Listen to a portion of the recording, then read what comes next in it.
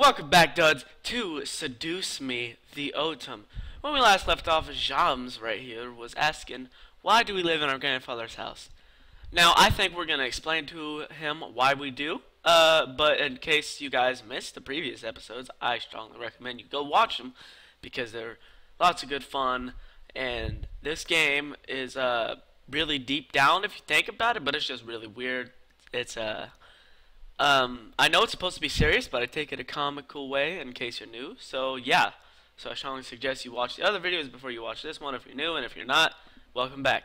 Alright, may I ask why you now live in your grandfather's house? He actually passed away yesterday. It was bequeathed. Not even a freaking minute in, and I'm already messing up words. It was bequeathed to me. I almost said bequeathed. Bequeathed to me in his will, and I was sent to live here, whether I liked it or not. My condolences. It seems like you don't like the idea of living here. I mean, I would like the idea of living here if there wasn't, how many incubi living in the house with me. It's not that I don't like this house. It's not that I don't like this house or that I don't have fond memories of it being here. It's just the implications that come with staying at this estate. It's kind of complicated to explain. How do you feel about it? Well, to be honest, I kind of like it. Matthew is my favorite incubi. I certainly wasn't expecting that question, but in a good way. It was different from what I had heard the entire day at school. Appreciated the fact that he was willing to listen. I feel angry, sad, scared, and confused. It's hard picking out the different emotions that I'm feeling right now. I wish I was stronger. You don't have to be strong. That's right. What you mean? I understand that you're going through a difficult time, so it's okay to feel those emotions. You don't have to be strong at all. Fair play. Fair play. Thank you. Are you alright? There seems to be a small bruise on your cheek. Yeah, my dad slapped me a couple episodes back. He caught me off guard with that comment. I thought no one would have noticed something as small as that. I'm fine. He stopped and leaned in close, a bit too close for comfort. Or maybe it was just me. Inspecting my face, he was really quite tall. Having to bend over so much to just look at me straight in the face. It was hard to look at him, especially when he was so close. After a few seconds, he straightened up and began walking again. Well, if you're having any problems, I'm always here to listen. Okay, thank you, James. That's really kind of you to offer. My pleasure. Here's your seat. I'm just gonna go ahead and point out he is a demon, so just gonna say. Let me get your chair for you, lovely lady. Oh, this asshole. Oh, Urk was very charming, and his smile pulled at my heart. The way he kept flirting with me definitely designated him as a charmer of the demons. Yet there was a little distance in his eyes. By the way, I apologize for my behavior earlier. Stealing your second kiss like that. I mean, water under the bridge, kisses come and go. Huh? Oh yeah, when I didn't believe that they were incubi. It's fine. You didn't just get up and grab a kiss for no reason. I'm not as forward, unlike Sam. Well, you are kind of forward. Suddenly, Urk leaned in and whispered in my ear. I won't lie, though. I enjoyed kissing you and feeling you melt in my arms. I don't like this game. I was torn between smacking him and trying to play it cool. Let's smack him. Flap! That's going to sting. Yeah, it is, bitch. Sorry, I panicked. No, we didn't. He was leaning in our ear. He was fucking tonguing our ear hole. No, I was expecting that. Good. You're gonna get more. I drew my attention back to the dishes. I was both intrigued and slightly scared by the amount of food they made. Seeing my expression, Eric leaned forward and proudly smiled, gesturing to all the dishes with a dramatic sweep of his arms. I made almost all of the dishes myself. Sure you did. Sure you did, lover boy. Matthew, my dude! Matthew's my favorite. Humorously enough, Matthew looked at him with a shocked expression as if he was betrayed. His face changed instantly to that of a frown. And I'm the Queen of the Nile. I mean, you could have been. You're a demon after all. What's that supposed to mean? Means you're lying, Eric. Me, you, and James did the work together, dummy. Yeah, dummy. It's you, James, and I, Matthew. Fucking grammar bomb, damn! Little boys will always make mistakes. Yeah. Matthew looked at James in disbelief, probably for siding with Eric, and he annoyedly swiveled back to Eric to confront him. I'm not a little boy. I'm barely a year younger than you. Oh, how old are you? Well, you certainly don't act like it. Oh, damn. Woo! I really couldn't help but laugh. Matthew seemed very much like a kid. He was adorable. However, I couldn't help but feel like, in a way, he was very much more mature than the others, especially Eric. Huh? Is something funny? Yeah. Haha, no. No, it's nothing at all. Thank you for the meal, all of you. Oh. You're welcome, miss. Aw, see, that's why Matthew's my favorite. Such a well-mannered young lady. Beautiful inside and out. Wait, you saw my insides? Alright, now, did we have fun last night? Eric, knock it off. Yeah, knock it off, Eric. Oh, this botch. In agreement with Matthew, Sam cocked up his head and glared at Eric. Seriously, you're getting really annoying with that suck-up act. Yeah, bitch. It was obvious that Sam was the bad boy of the group. He had this big, tough act, and it was obvious he was physically stronger than the rest of the guys. But was there more to him than that? I mean, he doesn't have no muscle definition. Look at that. He has some noodle arms. I'm just trying to be a gentleman. The young girl has already gone through so much. She deserves a good treatment. Yeah, can you drive me to the spa, perhaps? There's a difference between being a gentleman and being an obnoxious flirt. Exactly. Thanks, man. Schooled even by James. You're gonna need some cold water for that burn. Freaking got him. Damien, the dreamy one that swept me off my feet. By the way, I don't believe we caught your name, even though you know each of us. I don't think that's important. I'm Melka. It's a pleasure to finally know your name. Aw. Yeah, that's a nice name. Aw, thanks. I named it myself. They were all comfortable around me despite the awkward situation we were in.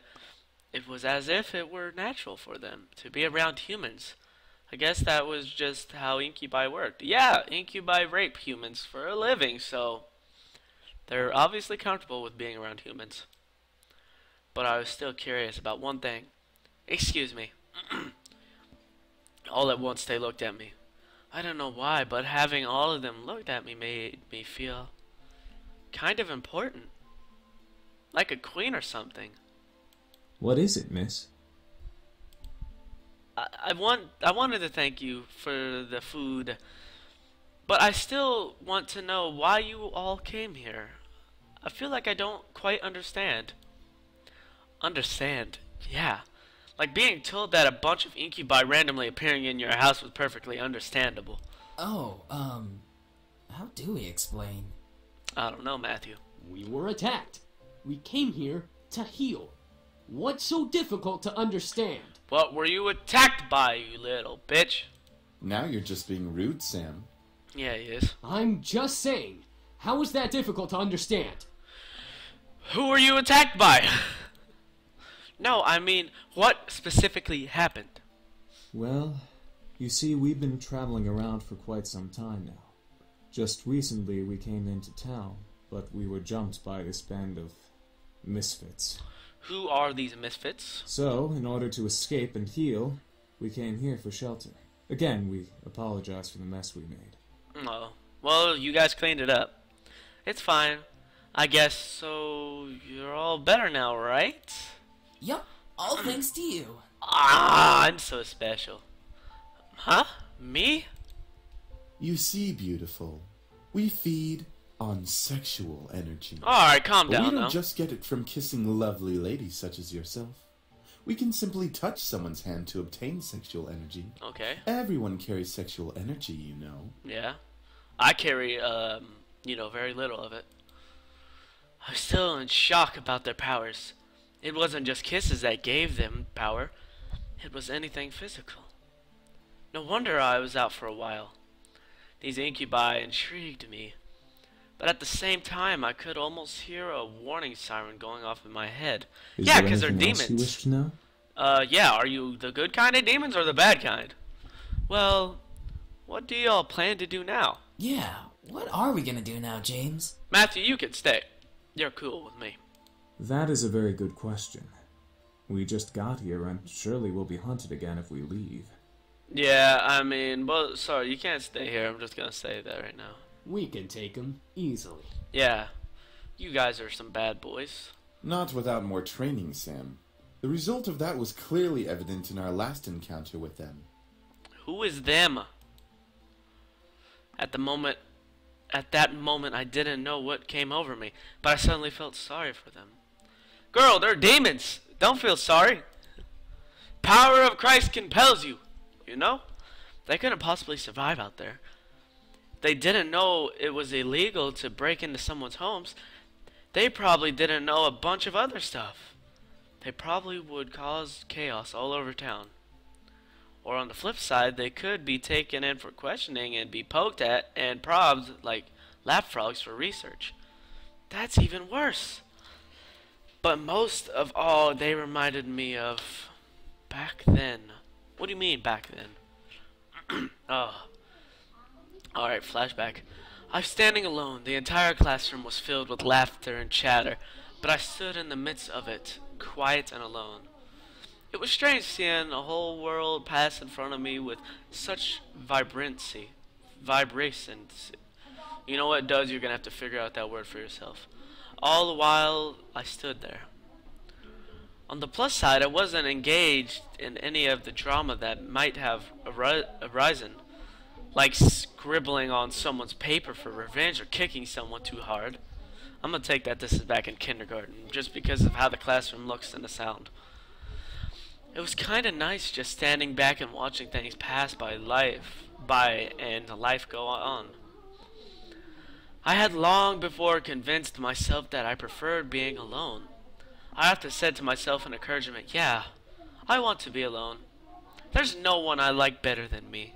So I ought to spend more time with myself. Well, that's a good way of looking at it, but you don't need to be alone.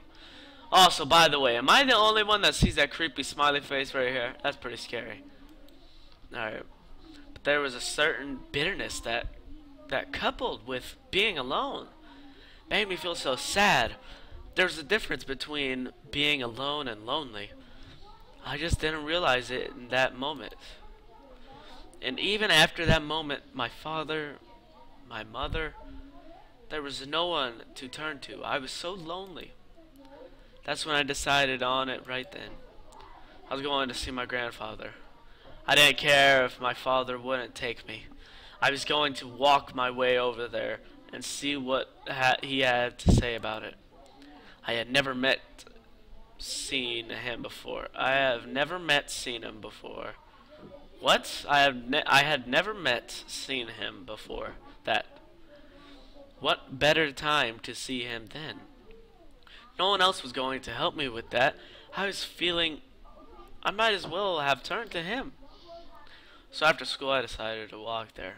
I had no idea how to get there, and I was armed with only a scrap of paper with the address scribbled on it. As a 7-year-old, I obviously had great ideas.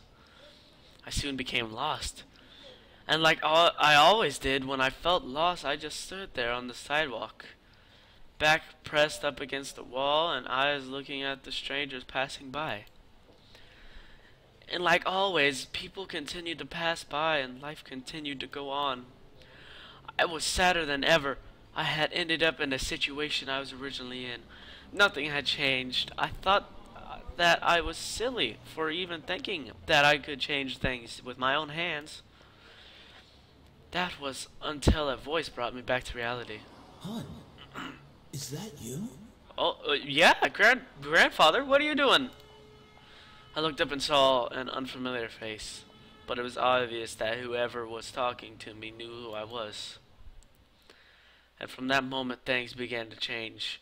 Life began moving its rusty joints, and I realized that things were moving along. Suddenly, I had become part of the crowd that moved like a blur past me. I was no longer someone who stood still and watched others hurry past me. Life had changed. I had changed.